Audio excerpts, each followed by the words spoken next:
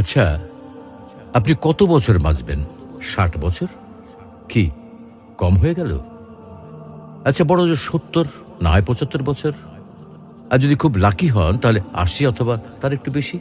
টিকটিক করে কিন্তু সেকেন্ড সময় চলে যাচ্ছে, আর টুক করে হাতে জমে থাকা সব সেকেন্ড শেষ হয়ে যাবে একদিন। একজন মানুষের কাছে যখন কয়েকশো কোটি টাকা থাকে তখন তাকে টাকার বিলাসিতা মানায়। যার কাছে কয়েকশো টাকা আছে তাকে কিন্তু টাকার বিলাসিতা মানায় না। আপনার আয়ু যদি কয়েক হাজার বছর হতো তাহলেই সময়ের বিলাসিতা আপনাকে মানাতো। এত অল্প আয়ুতে মন খারাপ, কষ্ট, পচা ব্যাপার স্যাপারগুলোতে সময় নষ্ট সুযোগ কই? তার চেয়ে বরং ফ্যামিলিকে সময় দিন, ভালো বই পড়ুন, টুক করে বেরিয়ে আসুন চমৎকার কোনো জায়গা থেকে। রাত জেগে আকাশ দেখুন, ভোরের সূর্যোদয় দেখুন, সন্ধ্যায় পাখিরা কিভাবে ঘরে ফেরে সেটা দেখুন, নদীর ঢেউ অনুভব করুন।